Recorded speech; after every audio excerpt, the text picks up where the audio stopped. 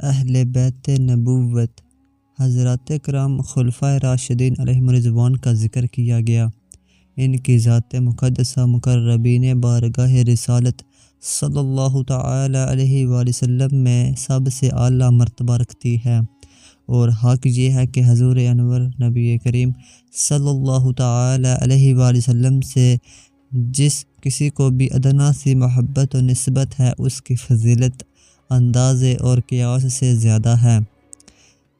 اس آقا نامدار سرکار دولت مدار صلی اللہ تعالی علیہ وآلہ وسلم کے ساتھ اتنی نسبت کہ کوئی شخص ان کے بلدہ طاہرہ اور شہر پاک میں سکونت رکھتا ہو، اس درجے کی ہے کہ حدیث شریف میں وارد ہوا، جس نے اہل مدینہ کو ظلماً ڈرایا، اللہ تعالیٰ اس پر خوف ڈالے گا اور اس پر اللہ تعالیٰ کی اور ملائکہ کی اور سب لوگوں کی لعنت۔ ترمذی کی حدیث میں حضرت عثمان رضی اللہ تعالیٰ عنہ سے مروی ہے، حضور اقدس صلی اللہ تعالی علیہ وآلہ وسلم نے ارشاد فرمایا، جس نے عربوں سے بغض رکھا میری شفاعت میں داخل نہ ہوگا اور اس کو میری مودت میسر نہ آئے گی۔ اتنی نسبت ایک شخص عرب کا باشندہ ہو، اس کو اس مرتبے پر پہنچا دیتی ہے کہ اس سے خیانت کرنے والا حضور صلی اللہ تعالی علیہ وآلہ وسلم کی شفاعت و مودت سے محروم ہو جاتا ہے۔ تو جن برگزیدہ نفوس اور خوش نصیب حضرات کو اس بارگاہ عالی میں قرب و نزدیک اور اختصاص حاصل ہے، ان کے مراتب کیسے بلند و بالا ہوں گے۔ اسی سے آپ اہل بیت کرام علیہم رضوان کے فضائل کا اندازہ کیجئے۔ ان حضرات کی شان میں بہت آیتیں اور احادیثیں وارد ہوئیں۔ ترجمہ: اللہ تعالیٰ چاہتا ہے کہ تم سے ناپاکی دور کرے اہل بیت رسول اور تمہیں پاک کرے خوب پاک۔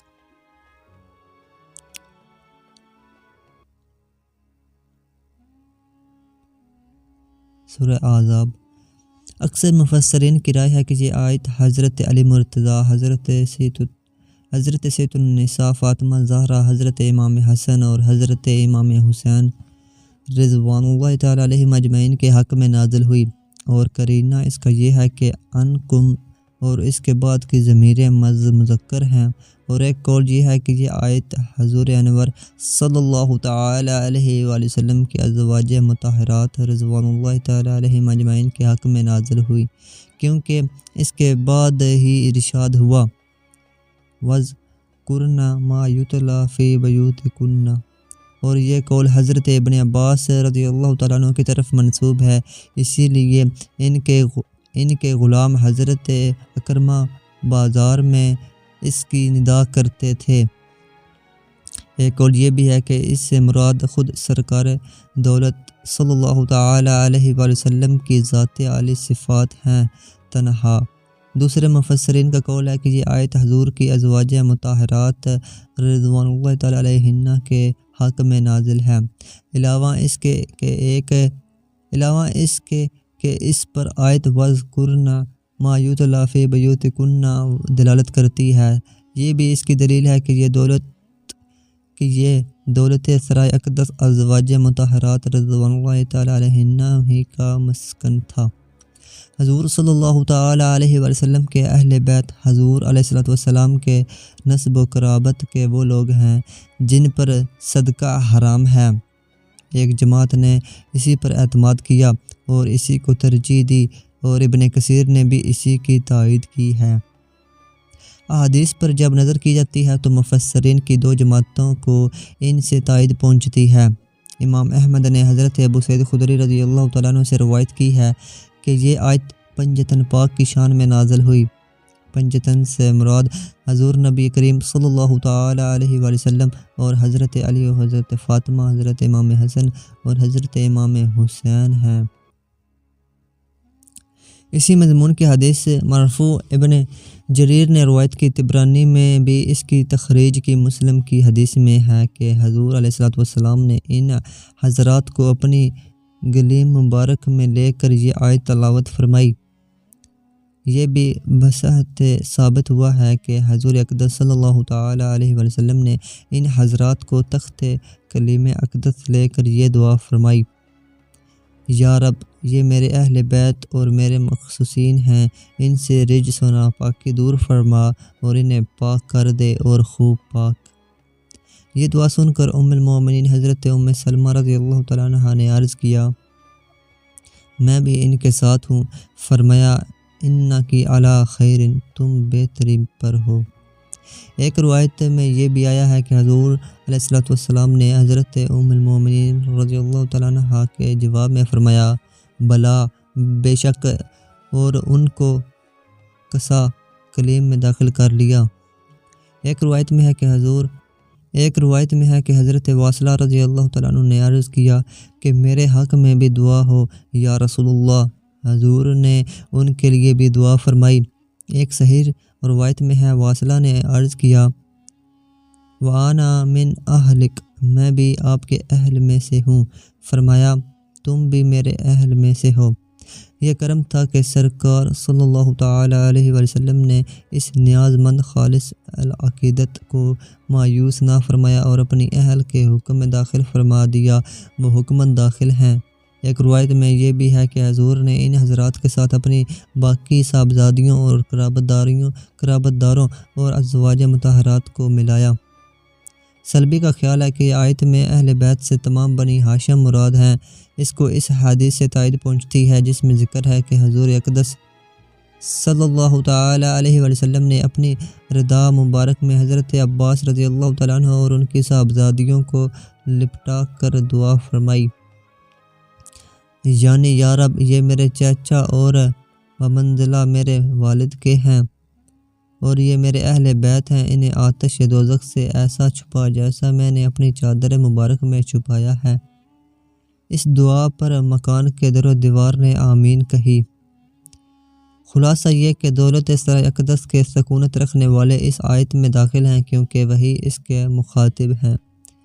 چونکہ اہل بیت نسب کا مراد ہونا مخفی تھا، اس لیے سرور عالم صلی اللہ تعالیٰ علیہ وسلم نے اپنے اس فعل مبارک سے بیان فرما دیا کہ مراد اہل بیت سے عام ہے، خواہ بیت مسکن کے اہل ہوں جیسے کہ ازواج، یا بیت نسب کے اہل بنی ہاشم و مطلب۔ حضرت امام حسن رضی اللہ تعالیٰ عنہ سے ایک حدیث مروی ہے، آپ نے فرمایا: میں ان اہل بیت میں سے ہوں جن سے اللہ تعالیٰ نے رجس کو دور کیا اور انہیں خوب پاک کیا۔ اس سے معلوم ہوتا ہے کہ آیت میں بیت نسب بھی اسی طرح مراد ہے جس طرح بیت مسکن۔ یہ آیت کریمہ اہل بیت کرام کے فضائل کا منبع ہے۔ اس سے ان کے اعزاز معاصر اور علو شان کا اظہار ہوتا ہے اور معلوم ہوتا ہے کہ تمام اخلاق دنیا و احوال مذمومہ سے ان کی تطہیر فرمائی گئی۔ بعد احادیث میں مروی ہے کہ اہل بیت نار پر حرام ہیں اور یہی اس تطہیر کا فائدہ اور ثمرہ ہے، اور جو چیز ان کے احوال شریفہ کے لائق نہ ہو اس سے ان کا پروردگار عز و جل انہیں محفوظ رکھتا اور بچاتا ہے۔ جب خلافت ظاہرہ میں شان و مملکت و سلطنت پیدا ہوئی تو قدرت نے آل طاہر کو اس سے بچایا اور اس کے عوض خلافت باطنہ عطا فرمائی۔ حضرات صوفیہ کا ایک گروہ جزم کرتا ہے کہ ہر زمانے میں کتب اولیاء آل رسول ہی میں سے ہوں گے۔ اس تطہیر کا ثمرہ ہے کہ صدقہ ان پر حرام کیا گیا کیونکہ اس کو حدیث شریف میں صدقہ دینے والوں کا میل بتایا گیا ہے۔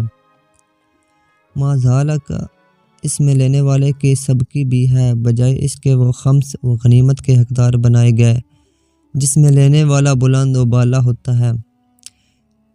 اس آل پاک کی عظمت و کرامت یہاں تک ہے کہ حضور سید عالم صلی اللہ تعالیٰ علیہ وسلم نے فرمایا: میں تم میں دو چیزیں چھوڑتا ہوں، جب تک تم انہیں نہ چھوڑو گے ہرگز گمراہ نہ ہوگے، ایک کتاب اللہ، ایک میری آل۔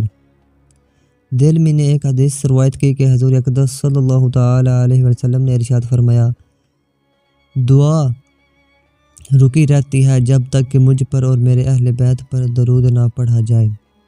سلبی نے حضرت امام جعفر صادق رحمۃ اللہ تعالی علیہ سے روایت کی کہ آپ نے آیت کی تفسیر میں فرمایا کہ ہم ہی حب اللہ ہیں۔ دلمی سے مرفوعاً مروی ہے، حضور علیہ السلام نے ارشاد فرمایا کہ میں نے اپنی بیٹی کا نام فاطمہ اس لیے رکھا کہ اللہ تعالیٰ نے اس کو اور اس کے ساتھ محبت رکھنے والوں کو دوزخ سے خلاصی عطا فرمائی۔ امام احمد نے روایت کی کہ حضور اقدس صلی اللہ تعالیٰ علیہ وسلم نے سیدین کریمین حسنین شہیدین رضی اللہ تعالیٰ عنہما کے ہاتھ پکڑ کر فرمایا کہ جس شخص نے مجھ سے محبت رکھی اور ان دونوں سے اور ان کے والد اور والدہ سے محبت رکھی، وہ میرے ساتھ جنت میں ہوگا۔ یہاں مائیت سے مراد قرب حضور صلی اللہ تعالیٰ علیہ وسلم ہے، کیونکہ انبیاء کرام علیہ السلام کا درجہ تو انہی کے ساتھ خاص ہے۔ کتنی بڑی خوش نصیبی ہے محبین اہل بیت کی کہ حضور علیہ السلام نے ان کے جنتی ہونے کی خبر دی اور مزدہ قرب سے مسرور فرمایا، مگر یہ وعدہ اور بشارت مومنین مخلصین اہل سنت کے حق میں ہے۔ روافظ اس کا محل نہیں، جنہوں نے اصحاب رسول کریم صلی اللہ تعالیٰ علیہ وسلم کی شان میں گستاخی و بے باکی اور اکابر صحابہ علیہ رضوان کے ساتھ بغض و عناد اپنا دین بنا لیا ہے۔ ان لوگوں کا حکم مولا علی مرتضیٰ کرم اللہ تعالیٰ وجہ الکریم کے اس ارشاد سے معلوم ہوتا ہے جو آپ نے فرمایا، میری محبت میں مفرط ہلاک ہو جائے گا۔ حدیث شریف میں وارد ہے، یعنی حضرت علی مرتضیٰ کرم اللہ تعالیٰ وجہ الکریم کی محبت اور شیخین جلیلین ابو بکر و عمر رضی اللہ تعالیٰ عنہما کا بغض کسی مومن کے دل میں جمع نہیں ہو سکتا۔ اس حدیث سے صاف معلوم ہوتا ہے کہ صحابہ کرام سے بغض و عداوت رکھنے والا حضرت مولا علی مرتضیٰ کی محبت کے دعوے میں جھوٹا ہے۔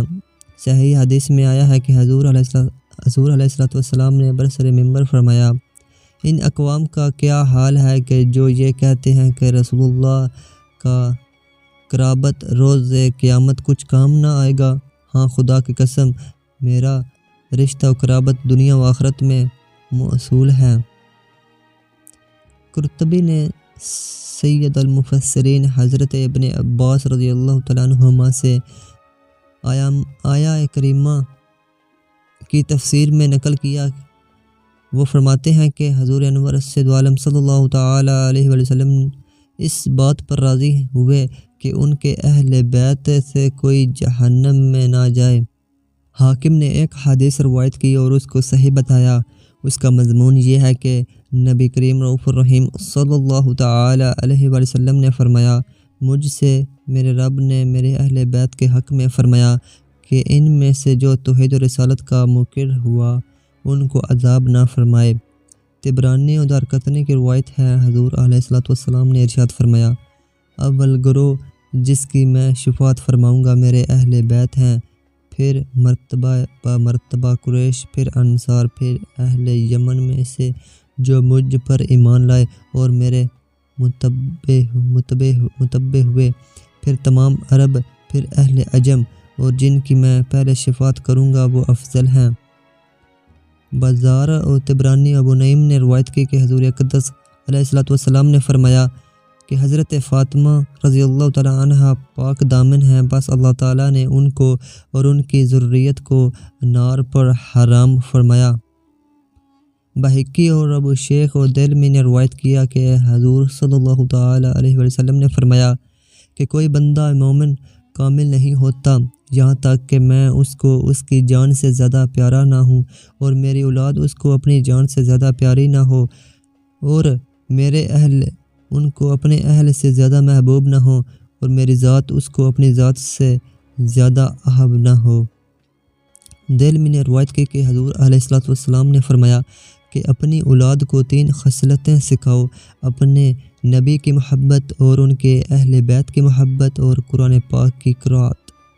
دلمی نے روایت کی کہ حضور علیہ السلام نے فرمایا کہ جو اللہ کی محبت رکھتا ہے وہ قرآن کی محبت رکھتا ہے، اور جو قرآن کی محبت رکھتا ہے میری محبت رکھتا ہے، اور جو میری محبت رکھتا ہے میرے اصحاب اور قرابت داروں کی محبت رکھتا ہے۔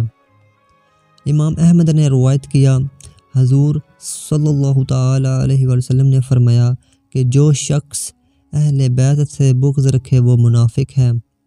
امام احمد ترمذی نے حضرت جابر رضی اللہ تعالیٰ عنہ سے روایت کی، وہ فرماتے ہیں کہ ہم منافقین کو حضرت علی مرتضیٰ کے بغض سے پہچانتے تھے، یعنی ان سے بغض رکھنا نفاق کی علامت ہے۔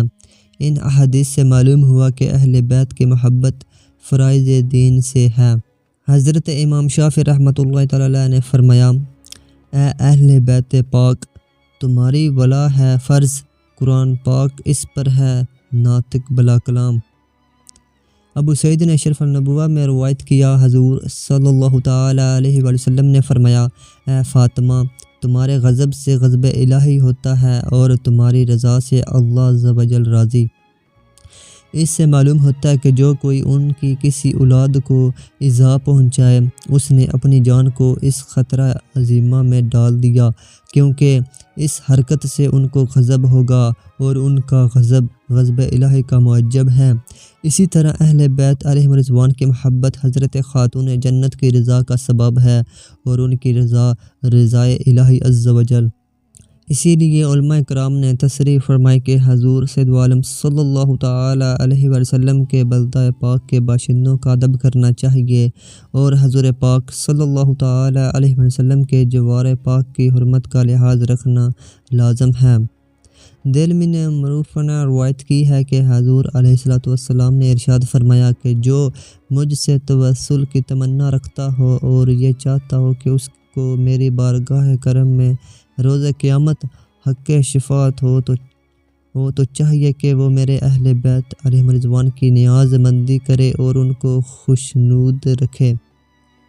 امام ترمذی نے حضرت حذیفہ رضی اللہ تعالیٰ عنہ سے روایت کی کہ حضور اقدس صلی اللہ تعالیٰ علیہ وسلم نے فرمایا کہ یہ فرشتہ آج سے پہلے کبھی زمین پر نازل نہ ہوا تھا، اس نے حضرت رب العزت سے مجھ پر سلام کرنے اور یہ بشارت پہنچانے کی اجازت چاہی کہ حضرت خاتون جنت فاطمہ زہرا رضی اللہ تعالیٰ عنہ جنتی بیبیوں کی سردار ہیں اور حسنین کریمین رضی اللہ تعالیٰ عنہما جنتی جوانوں کے۔ ترمذی، ابن ماجہ و ابن حبان و حاکم نے روایت کیا ہے کہ حضور انور صلی اللہ تعالیٰ علیہ وسلم نے ارشاد فرمایا، جو ان اہل بیت سے محاربہ کرے میں اس کا محارب ہوں اور جو ان سے صلح کرے اس کی مجھ سے صلح ہے۔ امام احمد و حاکم نے روایت کیا، حضور علیہ السلام نے ارشاد فرمایا، فاطمہ میرا جزو ہے، جو انہیں ناگوار وہ مجھے ناگوار، جو انہیں پسند وہ مجھے پسند۔ روز قیامت سوائے میرے نسب اور میرے سبب اور میری خواہش مندی کے تمام نسب منقطع ہو جائیں گے۔ ان احادیث کے علاوہ جس قدر احادیث قریش کے حق میں وارد ہیں اور جو فضائل ان میں مذکور ہیں ان سب سے اہل بیت کی فضیلت ثابت ہوتی ہے، کیونکہ اہل بیت سب کے سب قریش ہیں اور جو فضیلت کے عام کے لیے ثابت ہوئی خاص کے لیے ثابت ہوتی ہے۔ چند احادیث ہیں جو قریش کے حق میں وارد ہوئی ہیں، یہاں بیان کی جاتی ہیں۔ حضور اقدس صلی اللہ تعالی علیہ وسلم نے ایک مرتبہ خطبہ جمعہ میں ارشاد فرمایا، اے لوگوں، قریش کو بڑھاؤ اور ان سے آگے نہ بڑھو، ایسا نہ کیا تو ہلاک ہو جاؤ گے۔ ان کی پیروی نہ چھوڑو ورنہ گمراہ ہو جاؤ گے۔ ان کے استاد نہ بنو، ان سے علم حاصل کرو، وہ تم سے اعظم ہیں۔ اگر ان کے تفاخر کا خیال نہ ہوتا تو میں انہیں ان مراتب سے خبردار کرتا جو بارگاہ الہی عز و جل میں انہیں حاصل ہیں۔ بخاری نے حضرت معاویہ رضی اللہ تعالیٰ عنہ سے روایت کیا کہ یہ امر قریش میں ہے، ان سے جو عداوت کرے گا اس کو اللہ تعالیٰ منہ کے بل جہنم میں ڈالے گا۔ ایک حدیث میں آیا ہے، قریش سے محبت کرو، ان سے جو محبت کرتا ہے اللہ تعالیٰ اس کو محبوب رکھتا ہے۔ امام احمد اور ذہبی اور وغیرہ محدثین نے حضرت ام المومنین صدیقہ عائشہ رضی اللہ تعالیٰ عنہا سے روایت کی کہ جبرائیل امین نے فرمایا کہ میں نے زمین کے مشارق و مغارب الٹ ڈالے، کوئی شخص حضور پر نور محمد مصطفیٰ صلی اللہ تعالیٰ علیہ وآلہ وسلم سے افضل نہ پایا، اور میں نے زمین کے مشارق و مغارب الٹ ڈالے، بنی ہاشم سے بڑھ کر کسی باپ کی اولاد افضل نہ پائی۔ امام احمد ترمذی و حاکم نے حضرت سعد رضی اللہ تعالیٰ عنہ سے روایت کی کہ حضور اقدس صلی اللہ تعالیٰ علیہ وآلہ وسلم نے فرمایا، جو شخص قریش کی بے عزتی چاہے گا اللہ اسے رسوا کرے گا۔ ابو بکر بازار نے خیلانات میں ابو ایوب انصاری رضی اللہ تعالیٰ عنہ سے روایت کی کہ حضور اقدس صلی اللہ تعالیٰ علیہ وآلہ وسلم نے فرمایا، روز قیامت بطن عرش سے ایک ندا کرنے والا ندا کرے گا کہ اے اہل مجمع، اپنے سر جھکاؤ، آنکھیں بند کرو، یہاں تک کہ حضرت فاطمہ بنت سید عالم محمد مصطفیٰ صلی اللہ تعالیٰ علیہ وسلم صراط سے گزریں، پھر آپ 70,000 بانیوں کے ساتھ جو سب حوریں ہوں گی بجلی کے کوندنے کی طرح گزر جائیں گی۔ بخاری و مسلم نے روایت کیا کہ حضور اقدس صلی اللہ تعالیٰ علیہ وسلم نے فرمایا، اے فاطمہ، کیا تم اس پر راضی نہیں ہو کہ تم مومنہ بیبیوں کی سردار ہو؟ ترمذی و حاکم کی روایت میں ہے، حضور علیہ السلام نے فرمایا، مجھے اپنی اہل میں سب سے زیادہ پیاری فاطمہ رضی اللہ تعالیٰ عنہا ہیں۔ سیدین جلالین شہیدین عظیمین حضرات حسنین کریمین رضی اللہ تعالیٰ عنہما۔ حضرت امام ابو محمد حسن بن علی مرتضیٰ رضی اللہ تعالیٰ عنہ، آپ ائمہ اثنا عشرہ میں امام دوم ہیں۔ آپ کی کنیت ابو محمد، لقب تقی و سید عرف سبت رسول اللہ صلی اللہ تعالیٰ علیہ وسلم اور سبت اکبر ہے۔ آپ کو ریحان الرسول اور آخر الخلفاء بالنص بھی کہتے ہیں۔ آپ کی ولادت مبارکہ 15 رمضان مبارک 3 ہجری کی شب میں مدینہ طیبہ کے مقام پر ہوئی۔ حضور سید عالم صلی اللہ تعالیٰ علیہ وآلہ وسلم نے آپ کا نام حسن رکھا، اور 7ویں روز آپ کا عقیقہ کیا اور بال جدا کیے گئے، اور حکم دیا گیا کہ بالوں کے وزن کی چاندی صدقہ کی جائے۔ آپ خامس اہل قصا ہیں۔ بخاری کی روایت میں ہے، قبلہ حسن و جمال سید عالم صلی اللہ تعالیٰ علیہ وآلہ وسلم سے کسی کو وہ مشابہت سوری حاصل نہ تھی جو سیدنا حضرت امام حسن رضی اللہ تعالیٰ عنہ کو حاصل تھی۔ آپ سے پہلے حسن کسی کا نام نہ رکھا گیا تھا، یہ جنتی نام پہلے آپ ہی کو عطا ہوا ہے۔ حضرت اسماء بنت امیس رضی اللہ تعالیٰ عنہا نے بارگاہ رسالت صلی اللہ تعالیٰ علیہ وسلم میں حضرت امام حسن کی ولادت کا مزدہ پہنچایا۔ حضور صلی اللہ تعالیٰ علیہ وسلم تشریف فرما ہوئے فرمایا کہ اسماء، میرے فرزند کو لاؤ۔ اسماء نے ایک کپڑے میں حضور صلی اللہ تعالیٰ علیہ وسلم کی خدمت میں حاضر کیا۔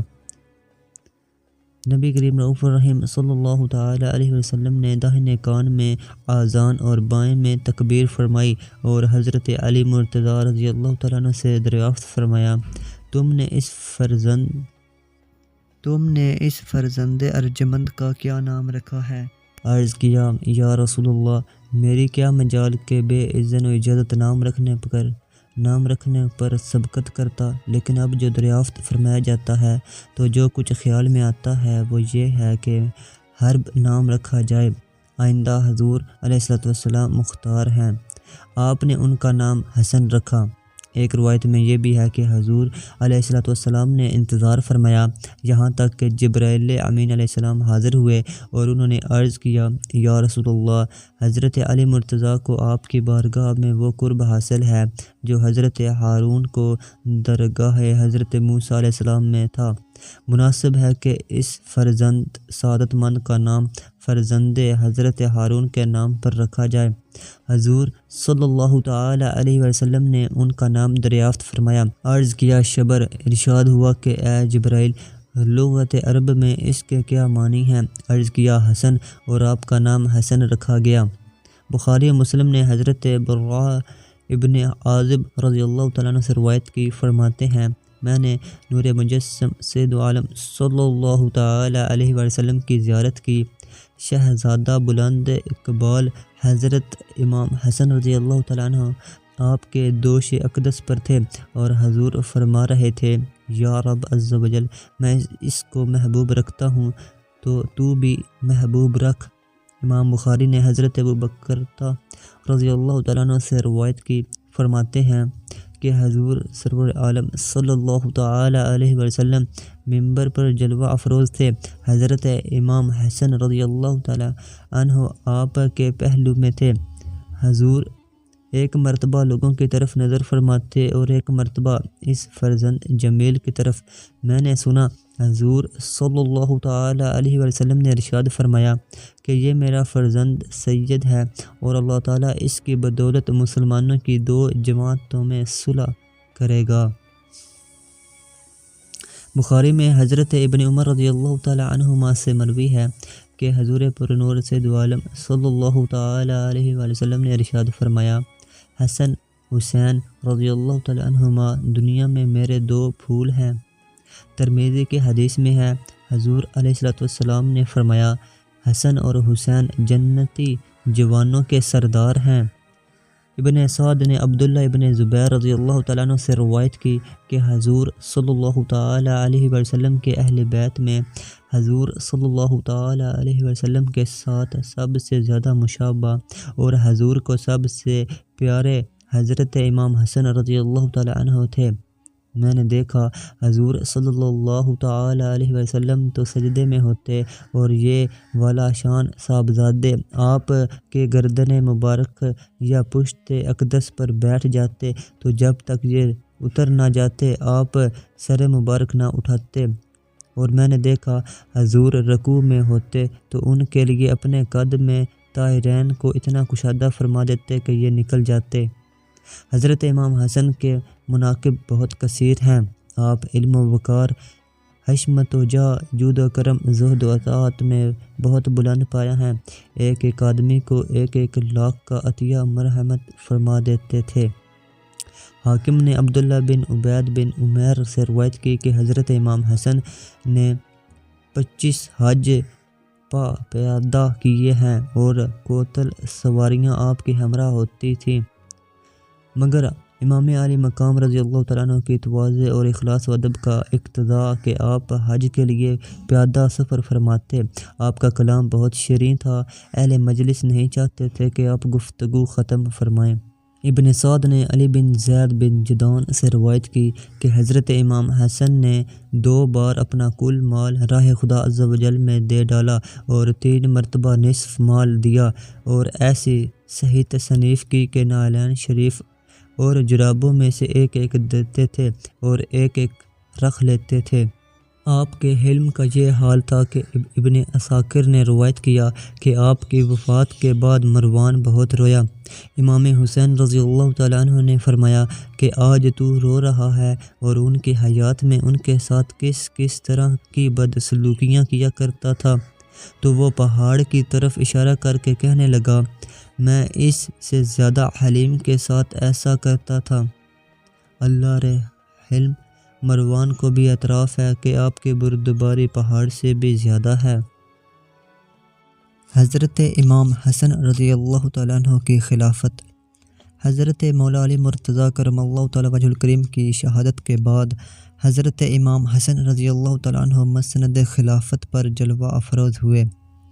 اہل کوفہ نے آپ کے دست حق پرست پر بیعت کی اور آپ نے وہاں چند ماہ چند روز قیام فرمایا۔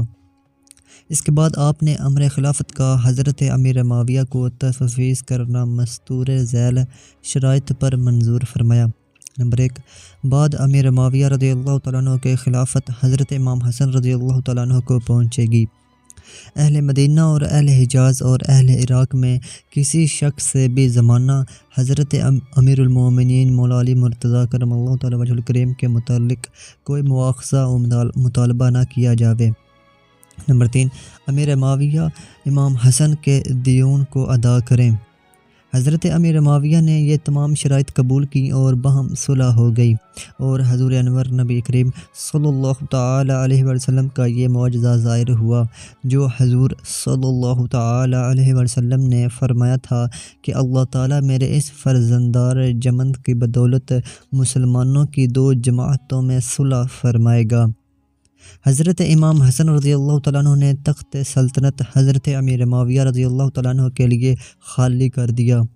یہ واقعہ ربیع الاول 41 ہجری کا ہے۔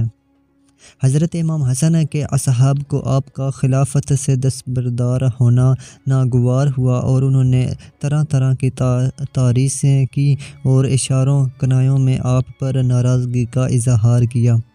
آپ نے انہیں سمجھا دیا کہ مجھے گوارا نہ ہوا کہ ملک کے لیے تمہیں قتل کراؤں۔ اس کے بعد امام حسن رضی اللہ تعالیٰ عنہ نے کوفہ سے رحلت فرمائی اور مدینہ طیبہ میں اقامت گزین ہوئے۔ حضرت امیر معاویہ رضی اللہ تعالیٰ عنہ کی طرف سے حضرت امام علی مقام رضی اللہ تعالیٰ عنہ کا وظیفہ 1 لاکھ سالانہ مقرر تھا۔ 1 سال وظیفہ پہنچنے میں تاخیر ہوئی اور اس وجہ سے حضرت امام کو سخت تنگی درپیش ہوئی۔ آپ نے چاہا کہ امیر معاویہ رضی اللہ تعالیٰ عنہ کو اس کی شکایت لکھنے کا ارادہ کیا، دوات منگائی، مگر پھر کچھ سوچ کر توقف کیا۔ خواب میں حضور پرنور سید عالم صلی اللہ تعالی علیہ وسلم کے دیدار پر انوار سے مشرف ہوئے۔ حضور صلی اللہ تعالی علیہ وسلم نے استفسار حال فرمایا اور ارشاد فرمایا کہ اے میرے فرزند ارجمند، کیا حال ہے؟ عرض کیا الحمدللہ بخیر ہوں، اور وظیفہ کی تاخیر کی شکایت کی۔ حضور نے فرمایا تم نے دوات منگائی تھی تاکہ تم اپنی مثل ایک مخلوق کے پاس اپنی تکلیف کی شکایت لکھو۔ عرض کیا یا رسول اللہ مجبور تھا، کیا کرتا؟ فرمایا یہ دعا پڑھو۔ دعا کا ترجمہ: یا رب عز و جل میرے دل میں اپنی امید ڈال اور اپنے ماں سوا سے میری امید قطع کر، یہاں تک کہ میں تیرے سوا کسی سے اپنی امید نہ رکھوں۔ یا رب عز و جل جس سے میری قوت عاجز اور عمل قاصر ہو، اور جہاں تک میری رغبت اور میرا سوال نہ پہنچے اور میرے زبان پر جاری نہ ہو، جو تو نے اولین و آخرین میں سے کسی کو عطا فرمایا ہو، یقین سے یا رب العالمین مجھ کو اس کے ساتھ مخصوص فرما۔ حضرت امام رضی اللہ تعالیٰ عنہ فرماتے ہیں کہ اس دعا پر 1 ہفتہ نہ گزرا کہ امیر معاویہ رضی اللہ تعالیٰ عنہ نے میرے پاس 1,50,000 بھیج دیے، اور میں نے اللہ تعالیٰ کی حمد و ثنا کی اور اس کا شکر بجا لایا۔ پھر خواب میں دولت دیدار سے بہرہ مند ہوا۔ نبی کریم رؤوف الرحیم صلی اللہ تعالی علیہ وسلم نے ارشاد فرمایا اے حسن کیا حال ہے؟ میں نے خدا عز و جل کا شکر کر کے واقعہ عرض کیا۔ فرمایا اے فرزند، جو مخلوق سے امید نہ رکھے اور خالق عز و جل سے لو لگائے، اس کے کام یوں ہی بنتے ہیں۔ حضرت امام حسن رضی اللہ تعالیٰ عنہ کی شہادت۔ ابن سعد نے عمران بن عبداللہ ابن طلحہ سے روایت کی کہ کسی نے حضرت امام حسن رضی اللہ تعالیٰ عنہ کو خواب میں دیکھا کہ آپ کے دونوں چشم کے درمیان قل هو اللہ احد لکھی ہوئی ہے۔ آپ کے اہل بیت میں اس سے بہت خوشی ہوئی، لیکن جب یہ خواب حضرت سعید بن مسیب رضی اللہ تعالیٰ عنہ کے سامنے بیان کیا گیا تو انہوں نے فرمایا کہ واقعی اگر یہ خواب دیکھا ہے تو حضرت امام رضی اللہ تعالیٰ عنہ کی عمر کے چند ہی روز رہ گئے ہیں۔ یہ تعبیر صحیح ثابت ہوئی اور بہت قریب زمانہ میں آپ کو زہر دیا گیا۔ زہر کے اثر سے اس حال گبدی لاحق ہوا اور آنتوں کے ٹکڑے کٹ کٹ کر اسحال میں خارج ہوئے۔ اس سلسلے میں آپ کو 40 روز سخت تکلیف رہی۔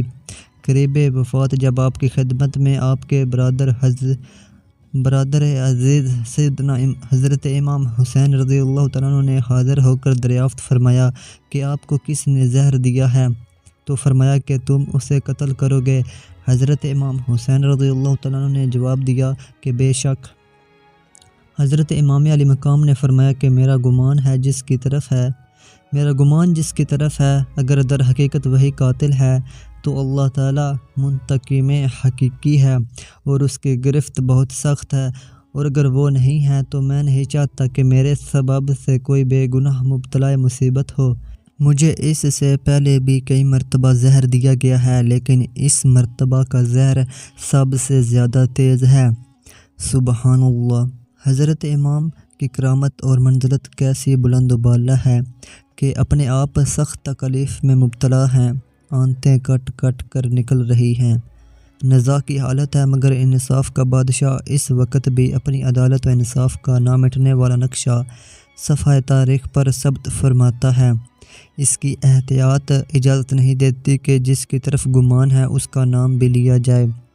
اس وقت آپ کی عمر شریف 45 سال 6 ماہ چند روز کی تھی کہ آپ نے 5ویں ربیع الاول 49 ہجری کو اس دار ناپیدار سے مدینہ طیبہ میں رحلت فرمائی۔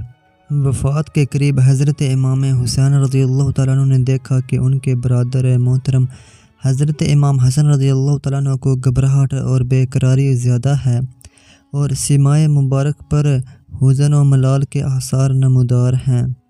یہ دیکھ حضرت امام حسین رضی اللہ تعالیٰ عنہ نے تسکین خاطر مبارک کے لیے عرض کیا کہ اے برادر گرامی، آپ کیوں رنجیدہ ہیں؟ بے قراری کا کیا سبب ہے؟ مبارک ہو آپ کو عنقریب حضور پر نور سے دو عالم صلی اللہ تعالی علیہ وآلہ وسلم کی خدمت میں باریابی حاصل ہو گئی، اور حضرت علی مرتضیٰ اور حضرت ختیجۃ الکبریٰ اور فاطمہ الزہرا اور حضرت قاسم و طاہر اور حضرت حمزہ و جعفر رضی اللہ تعالیٰ عنہم کا دیدار نصیب ہوگا۔ حضرت امام حسن نے فرمایا کہ اے برادر عزیز، میں کچھ ایسے امر میں داخل ہونے والا ہوں جس کی مثل اب تک داخل نہیں ہوا تھا، اور خلق الہی عز و جل میں سے ایسی خلق کو دیکھتا ہوں جس کی مثل میں نے کبھی نہیں دیکھی۔ اور اس کے ساتھ ہی آپ نے حضرت امام حسین رضی اللہ تعالیٰ عنہ کے پیش آنے والے واقعات اور کوفیوں کی بدسلوکی کی ویزار ثانی کا بھی تذکرہ کیا۔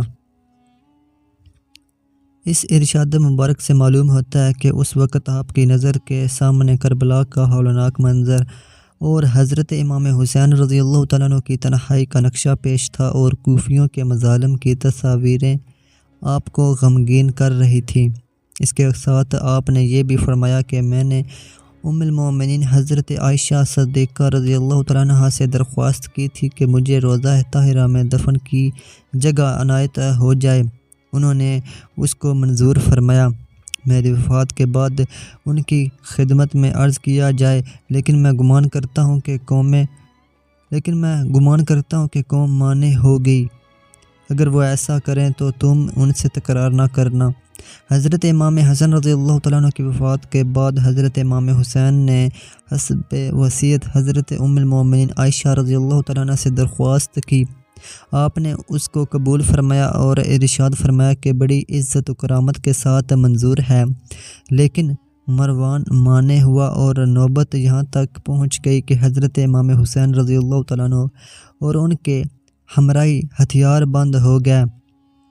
حضرت ابو ہریرہ رضی اللہ تعالیٰ عنہ نے انہیں بھائی کی وصیت یاد دلا کر واپس کیا، اور یہ فرزند رسول جگر گوشہ بطور بقیع شریف میں اپنی والدہ محترمہ حضرت خاتون جنت کے پہلو میں مدفون ہوئے۔ مورخین نے زہر خورانی کی نسبت جیدہ بنت اشد ابن قیس کی طرف کی ہے، اور اس کو حضرت امام کی زوجہ بتایا ہے، اور یہ بھی کہا ہے کہ یہ زہر خورانی باغوائے یزید ہوئی ہے، اور یزید نے اس سے نکاح کا وعدہ کیا تھا۔ اس طمع میں آ کر اس نے حضرت امام کو زہر دیا، لیکن اس روایت کی کوئی سند صحیح دستیاب نہیں ہوئی، اور بغیر کسی سند صحیح کے کسی مسلمان پر قتل کا الزام اور ایسے عظیم الشان قتل کا الزام کس طرح جائز ہو سکتا ہے؟ قطع نظر اس بات کے کہ روایت کے لیے کوئی سند نہیں ہے، اور مورخین نے بغیر کسی معتبر ذریعے یا معتمد حوالے کے لکھ دیا ہے۔ یہ خبر واقعات کے لحاظ سے بھی ناقابل اطمینان معلوم ہوتی ہے۔ واقعات کی تحقیق خود واقعات کے زمانے میں جیسے ہو سکتی ہے، مشکل ہے کہ بعد کو ویسی تحقیق ہو، خاص کر جب کہ واقعہ اتنا اہم ہو، مگر حیرت ہے کہ اہل بیت اطہار کے اس امام جلیل کا قتل، اس قاتل کی خبر غیر کو تو کیا ہوتی، خود حضرت امام حسین رضی اللہ تعالیٰ عنہ کو پتہ نہیں ہے۔ یہی تاریخیں بتاتی ہیں کہ وہ اپنے برادر معظم سے زہر داندہ کا نام دریافت فرماتے ہیں۔ اس سے صاف ظاہر ہے کہ حضرت امام حسین رضی اللہ تعالیٰ عنہ کو زہر دینے والے کا علم نہ تھا۔ اب رہی یہ بات کہ حضرت امام حسن رضی اللہ تعالیٰ عنہ کسی کا نام لیتے، انہوں نے ایسا نہیں کیا، تو اب جیدہ کو قاتل ہونے کے لیے معین کرنے والا کون ہے؟ حضرت امام حسین رضی اللہ تعالیٰ عنہ کو یا امامین کے صاحبزادوں میں سے کسی صاحب کو اپنی آخر حیات تک جیدہ کی زہر خورانی کا کوئی ثبوت نہ پہنچا، نہ ان میں سے کسی نے اس پر شرعی مواخذہ کیا۔ ایک اور پہلو اس واقعے کا خاص طور پر قابل لحاظ ہے، وہ یہ کہ حضرت امام رضی اللہ تعالیٰ عنہ کی بیوی کو غیر کے ساتھ ساز باز کرنے کی شنع تہمت کے ساتھ متہم کیا جاتا ہے۔ یہ ایک بدترین تبرہ ہے۔ عجب نہیں کہ اس حکایت کی بنیاد خارجیوں کی افطراحات ہوں، جبکہ صحیح اور معتبر ذرائع سے یہ معلوم ہے کہ حضرت امام حسن رضی اللہ تعالیٰ عنہ کثیر التزوج تھے اور آپ نے 100 کے قریب نکاح کیے اور طلاقیں دی۔ اکثر 1-2 شب ہی کے بعد طلاق دے دیتے تھے، اور حضرت امیر المومنین علی مرتضیٰ کرم اللہ تعالی وجہ الکریم بار بار اعلان فرماتے تھے کہ امام حسن کی عادت ہے، یہ طلاق دے دیا کرتے ہیں، کوئی اپنی لڑکی ان کے ساتھ نہ بیاہے۔ مگر مسلمان بیویاں اور ان کے والدین یہ تمنا کرتے تھے کہ کنیز ہونے کا شرف حاصل ہو جائے۔ اسی کا اثر تھا کہ حضرت امام حسن جن عورتوں کو طلاق دے دیتے تھے، وہ اپنی باقی زندگی حضرت امام کی محبت میں شیدیانہ گزار دیتی تھیں، اور ان کی حیات کا لمحہ لمحہ حضرت امام کی یاد اور محبت میں گزرتا تھا۔ ایسی حالت میں یہ بات بہت بعید ہے کہ امام کی بیوی حضرت امام کے فیض صحبت کی قدر نہ کرے، اور یزید پلید کی طرف ایک طمع فاسد سے امام جلیل رضی اللہ تعالیٰ عنہ کے قتل جیسے سخت جرم کا ارتکاب کرے۔ قیامت نما حادثہ، زمین کربلا کا خونی منظر۔ ولادت مبارکہ۔ سید الشہداء حضرت امام حسین رضی اللہ تعالیٰ عنہ کی ولادت 5 شعبان 4 ہجری کو مدینہ منورہ میں ہوئی۔ حضور پرنور سید عالم صلی اللہ تعالی علیہ وآلہ وسلم نے آپ کا نام حسین اور شبیر رکھا، اور آپ کی کنیت ابو عبداللہ اور لقب صبت الرسول اللہ اور ریحانۃ الرسول ہے، اور آپ کے برادر معظم کی طرح آپ کو بھی جنتی جوانوں کا سردار اور اپنا فرزند فرمایا۔ حضور اقدس نبی اکرم صلی اللہ تعالی علیہ وآلہ وسلم کو آپ کے ساتھ کمال رافت اور محبت تھی۔ حدیث شریف میں ارشاد ہوا، ترجمہ: جس نے ان دونوں حضرت امام حسن اور امام حسین رضی اللہ تعالیٰ عنہما سے محبت کی، اس نے مجھ سے محبت کی، اور جس نے ان سے عداوت کی، اس نے مجھ سے عداوت کی۔ جنتی جوانوں کا سردار فرمانے سے مراد یہ ہے کہ جو لوگ راہ خدا عز و جل میں اپنی جوانی میں راہی جنت ہوئے، حضرت امامین کریمین ان کے سردار ہیں، اور جو ان کسی شخص کو بلحاظ اس کے نو عمری کے بھی کہا جاتا ہے، اور بلحاظ شفقت و بزرگانے کے بھی، آدمی کی عمر کتنی بھی ہو، اس کے بزرگ اس کو جوان بلکہ لڑکا تک کہتے ہیں، شیخ اور بوڑھا نہیں کہتے۔ اسی طرح بامانی فتوت و جوامردی بھی لفظ جوان کا اطلاق ہوتا ہے، خواہ کوئی شخص بوڑھا ہو مگر ہمت مردانہ رکھتا ہو، وہ اپنی شجاعت و بصالت کے لحاظ سے جوان کہلایا جاتا ہے۔ حضرت امام حسین رضی اللہ تعالیٰ عنہ کی عمر شریف اگرچہ وقت وصال 50 سے زائد تھی، مگر شجاعت و جوانمردی کے لحاظ سے نیز شفقت پدری کے اقتضاء سے آپ کو جوان فرمایا گیا، اور یہ معنی بھی ہو سکتے ہیں کہ انبیاء کرام و خلفائے راشدین کے سوا مابین جلیلین تمام اہل جنت کے سردار ہیں، کیونکہ جوانان جنت سے تمام اہل جنت مراد ہیں، اس لیے کہ جنت میں بوڑھے اور جوان کا فرق نہ ہوگا، وہاں سب ہی جوان ہوں گے اور سب کی ایک عمر ہوگی۔ حضور سید عالم صلی اللہ تعالی علیہ وآلہ وسلم نے ان دونوں فرزندوں کو اپنا پھول فرمایا، وہ دنیا میں میرے 2 پھول ہیں۔ حضور اقدس صلی اللہ تعالی علیہ وآلہ وسلم ان دونوں نونہالوں کو پھول کی طرح سونگھتے اور سینہ مبارک سے لپٹاتے۔ حضور پر نور سید عالم صلی اللہ تعالی علیہ وسلم کی چاچی حضرت ام الفضل بنت الحارث حضرت عباس بن عبد المطلب کی زوجہ ایک روز حضور انور صلی اللہ تعالی علیہ وآلہ وسلم کے حضور میں حاضر ہوئیں اور عرض کیا، یا رسول اللہ، آج میں نے ایک پریشان خواب دیکھا۔ حضور نے دریافت فرمایا، کیا؟ عرض کیا، وہ بہت ہی شدید ہے۔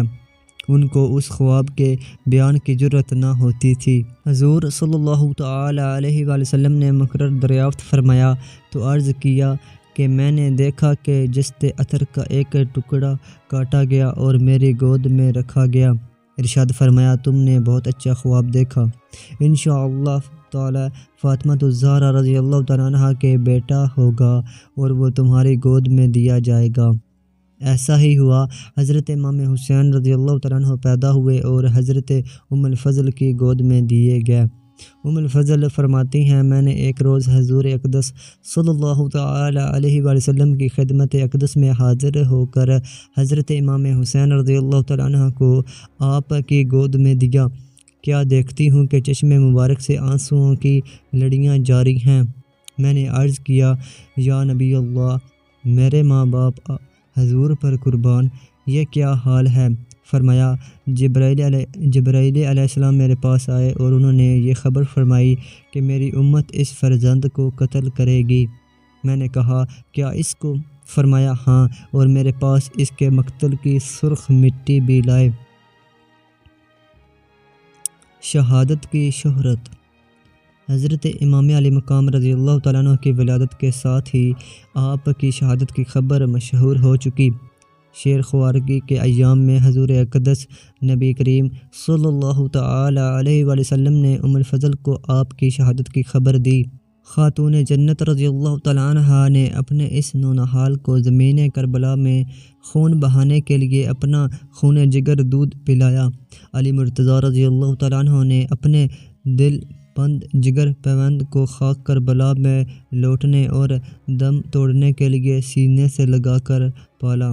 مصطفیٰ صلی اللہ تعالی علیہ وآلہ وسلم نے بیابان میں سوکھا حلق کٹوانے اور راہ خدا عز و جل میں مردانہ وار جان نظر کرنے کے لیے امام حسین رضی اللہ تعالیٰ عنہ کو اپنی آغوش رحمت میں تربیت فرمایا۔ یہ آغوش کرامت و رحمت فردوسی چمنستانوں اور جنتی ایوانوں سے کہیں زیادہ بالا مرتبت ہے۔ شہادت کی شہرت۔ حضرت امام علی مقام رضی اللہ تعالیٰ عنہ کی ولادت کے ساتھ ہی آپ کی شہادت کی خبر مشہور ہو چکی۔ شیر خوارگی کے ایام میں حضور اقدس نبی کریم صلی اللہ تعالی علیہ وآلہ وسلم نے ام الفضل کو آپ رضی اللہ تعالیٰ عنہ کی شہادت کی خبر دی۔ خاتون جنت رضی اللہ تعالیٰ عنہ نے اپنے اس نونہال کو زمین کربلا میں خون بہانے کے لیے اپنا خون جگر پلایا۔ علی مرتضیٰ رضی اللہ تعالیٰ عنہ نے اپنے دل بند جگر پیوند کو خاک کربلا میں لوٹنے اور دم توڑنے کے لیے سینے سے لگا کر پالا۔ مصطفیٰ صلی اللہ تعالی علیہ وآلہ وسلم نے بیابان میں سوکھا حلق کٹوانے اور راہ خدا عز و جل میں مردانہ وار جان نظر کرنے کے لیے امام حسین رضی اللہ تعالیٰ عنہ کو اپنی آغوش رحمت میں تربیت فرمایا۔ یہ آغوش کرامت و رحمت فردوسی چمنستانوں اور جنتی ایوانوں سے کہیں زیادہ بلا مرتبہ ہے۔ اس کے رتبے کی کیا نہایت اور جو اس گود میں پرورش پائے اس کی عزت کا کیا اندازہ۔ اس وقت کا تصور دل لرزا دیتا ہے جب کہ اس فرزند جمن رضی اللہ تعالیٰ عنہ کی ولادت کی مسرت کے ساتھ ساتھ مشاہدت کی خبر پہنچی ہوگی۔ سید عالم صلی اللہ تعالیٰ علیہ وسلم کی چشمہ رحمت چشم نے اشکوں کے موتی برسا دیے ہوں گے۔ اس خبر نے صحابہ کرام جانثاران اہل بیت رضی اللہ تعالیٰ عنہم کے دل ہلا دیے۔ اس درد کی لذت علی مرتضیٰ رضی اللہ تعالیٰ عنہ کے دل سے پوچھیں۔ صدق و صفا کی امتحان گاہ میں سنت خلیل اللہ علیہ السلام ادا کر رہے ہیں۔ حضرت خاتون جنت رضی اللہ تعالیٰ عنہ کی خاک زیر قدم پاک پر قربان، جس کے دل کا ٹکڑا نازنین لاڈلا سینے سے لگا ہوا ہے، محبت کی نگاہوں سے اس نور کے پتلے کو دیکھتی ہیں۔ وہ اپنے سرور آفرین تبسم سے دلربائی کرتا ہے، ہمک کر محبت کے سمندر میں تلتماتا پیدا کرتا ہے۔ ماں کی گود میں کھیل کر شفقت مادری کے جوش کو اور زیادہ معجزن کرتا ہے۔ میٹھی میٹھی نگاہوں اور پیاری پیاری باتوں سے دل لبھاتا ہے۔ ایسی حالت میں کربلا کا نقشہ آپ کے پیش نظر ہوتا ہے، جہاں یہ چہچتا نازوں کا پالا بھوکا پیاسا بیابان میں بے رحمی کے ساتھ شہید ہو رہا ہے۔ نہ علی مرتضیٰ رضی اللہ تعالیٰ عنہ ساتھ ہیں، نہ حسن مجتبیٰ عزیز و قارب برادر و فرزند قربان ہو چکے ہیں۔ تنہا یہ نازنین ہیں، تیروں کی بارش سے نوری جسم لہولہان ہو رہا ہے۔ خیمے والوں کی بے کسی اپنی آنکھوں سے دیکھتا ہے اور راہ خدا عز و جل میں مردانہ وار جان نثار کرتا ہے۔ کربلا کی زمین مصطفیٰ صلی اللہ تعالیٰ علیہ وسلم کے پھول سے رنگین ہوتی ہے۔ وہ شمیم پاک جو حبیب خدا عز و جل صلی اللہ تعالیٰ علیہ وسلم کو پیاری تھی، کوفہ کے جنگل کو عطر پیدا کرتی ہے۔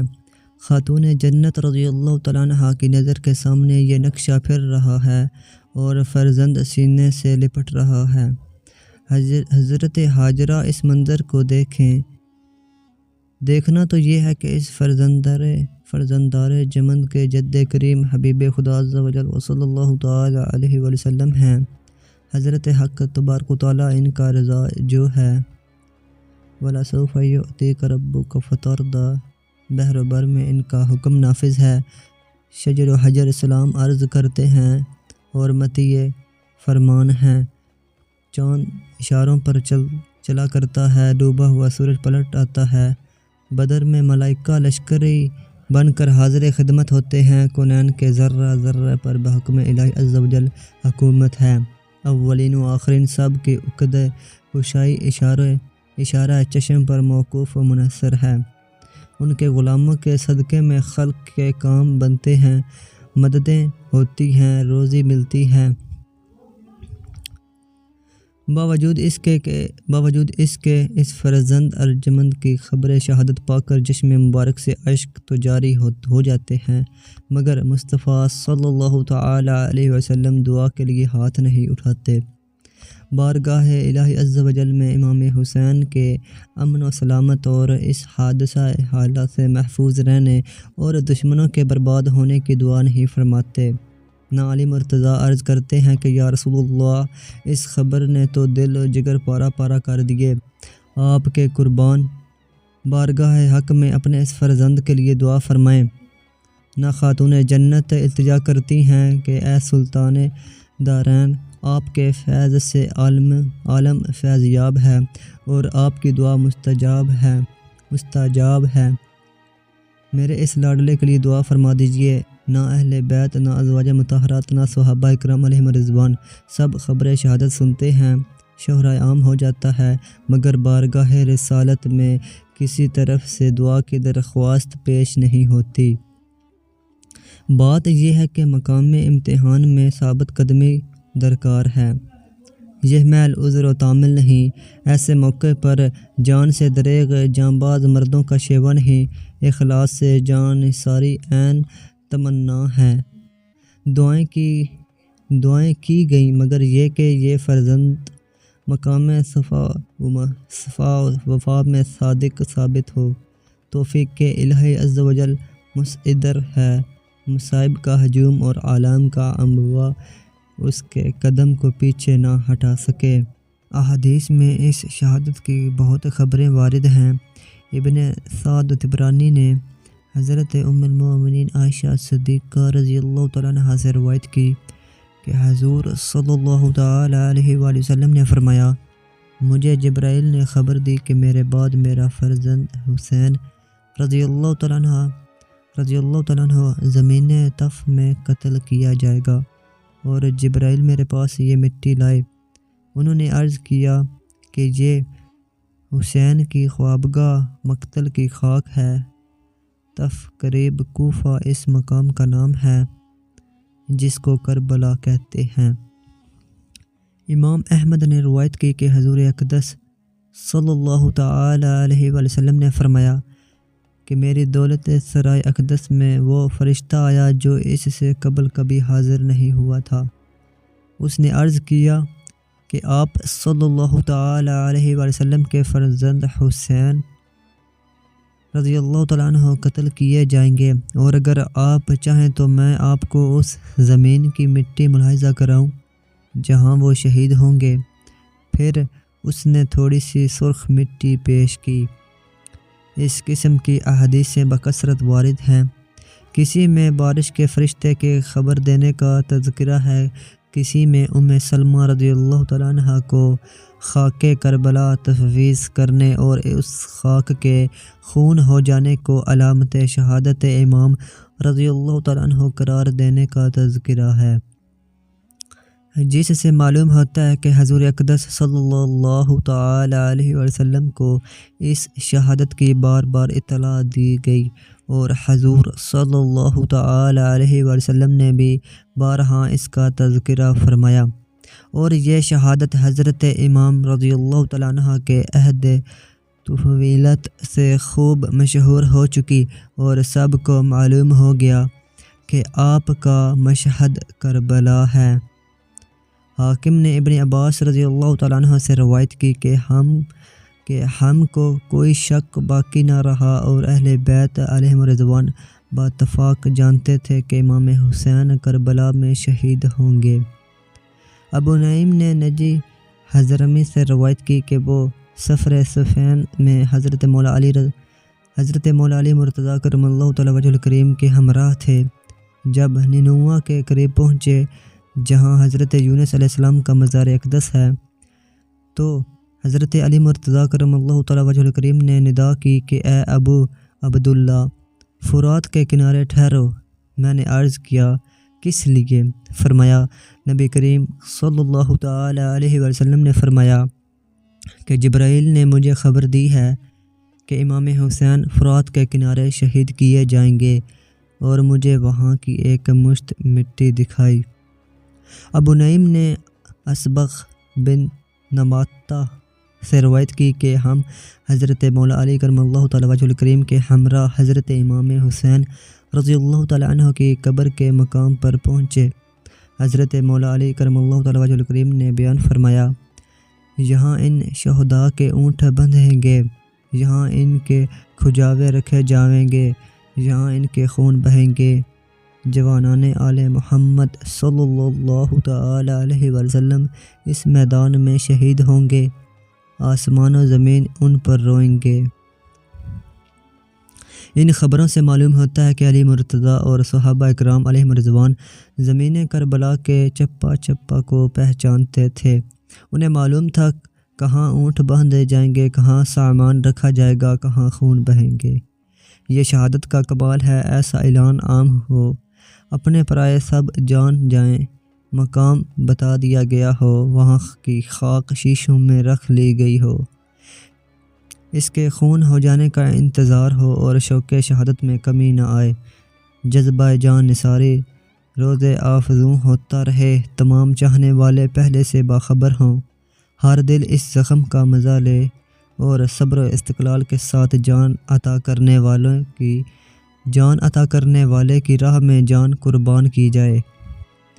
یہ مردان کامل اور فرزندان مصطفیٰ صلی اللہ تعالی علیہ وسلم کا حصہ اور انہی کا حوصلہ ہے۔ پہاڑ بھی ہوتا تو وحشت سے گھبرا اٹھتا اور زندگی کا ایک ایک لمحہ کاٹنا مشکل ہو جاتا، مگر طالب رضا حق مولا عز و جل کی مرضی پر فدا ہوتا ہے۔ اسی میں اس کے دل کا چین اور اس کی حقیقی تسلی ہے۔ کبھی وحشت پریشانی اس کے پاس نہیں پھٹکتی، کبھی اس مصیبت عظمیٰ سے خلاص اور رہائی کے لیے وہ دعا نہیں کرتا، انتظار کی ساعتیں شوق کے ساتھ گزارتا ہے اور وقت موعود کا بے چینی کے ساتھ منتظر رہتا ہے۔ شہادت کے واقعات۔ یزید کا مختصر تذکرہ۔ یزید بن معاویہ ابو خالد موی وہ بدنصیب شخص ہے جس کی پیشانی پر اہل بیت کرام علیہم رضوان کے بے گناہ قتل کا سیاہ داغ ہے، اور جس پر ہر قرن میں دنیا اسلام ملامت کرتی رہتی ہے، اور قیامت تک اس کا نام تحقیر کے ساتھ لیا جائے گا۔ یہ بدباطن سیاہ دل نمنگ خاندان 65 ہجری میں امیر معاویہ کے گھر میسیون بنت بدل کلیبہ کے پیٹ سے پیدا ہوا۔ نہایت موٹا، بدنما، کثیر الشعر، بدخلق، تندخو، فاسق، فاجر، شرابی، بدکار، ظالم، بے ادب، گستاخ تھا۔ اس کی شرارتیں اور بیہودگیاں ایسی ہیں جن سے بدماشوں کو بھی شرم آئے۔ عبداللہ بن حنظلہ ابن الخصیل رضی اللہ تعالیٰ عنہما نے فرمایا، خدا عز و جل کی قسم، ہم نے یزید پر اس وقت خروج کیا جب ہمیں اندیشہ ہو گیا کہ اس کی بدکاریوں کے سبب آسمان سے پتھر نہ برسنے لگیں۔ محرمات کے ساتھ نکاح اور سود وغیرہ منیحات کو اس بے دین نے علانیہ رواج دیا۔ مدینہ طیبہ مکہ مکرمہ کی بے حرمتی کرائی۔ ایسے شخص کی حکومت گرگ کی چوپانی سے زیادہ خطرناک تھی۔ ارباب فراست اور اصحاب اسرار اس وقت سے ڈرتے تھے جب کہ عنان سلطنت اس شقی کے ہاتھ میں آئی۔ 59 ہجری میں حضرت ابو ہریرہ رضی اللہ تعالیٰ عنہ نے دعا کی، یا رب عز و جل، میں تجھ سے پناہ مانگتا ہوں 60 ہجری کے آغاز اور لڑکوں کی حکومت سے۔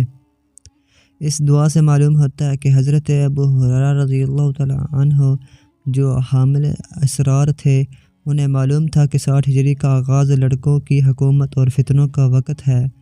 ان کی یہ دعا قبول ہوئی اور انہوں نے 59 ہجری میں بامقام مدینہ طیبہ رحلت فرمائی۔ روایانی نے اپنی مسند میں حضرت ابو درداء صحابی رضی اللہ تعالیٰ عنہ سے ایک حدیث روایت کی ہے جس کا مضمون یہ ہے کہ میں نے حضور اقدس نبی کریم صلی اللہ تعالی علیہ وسلم سے سنا کہ حضور نے فرمایا کہ میری سنت کا پہلا بدلنے والا بنی امیہ کا ایک شخص ہوگا جس کا نام یزید ہوگا۔ ابو یعلا نے اپنی مسند میں حضرت ابو عبیدہ رضی اللہ تعالیٰ عنہ سے روایت کی کہ حضور پر نور سید عالم صلی اللہ تعالی علیہ وسلم نے فرمایا کہ میری امت میں عدل و انصاف قائم رہے گا یہاں تک کہ پہلا رخنہ انداز بانی ستم بنی امیہ کا ایک شخص ہوگا جس کا نام یزید ہوگا۔ یہ حدیث صحیح ہے۔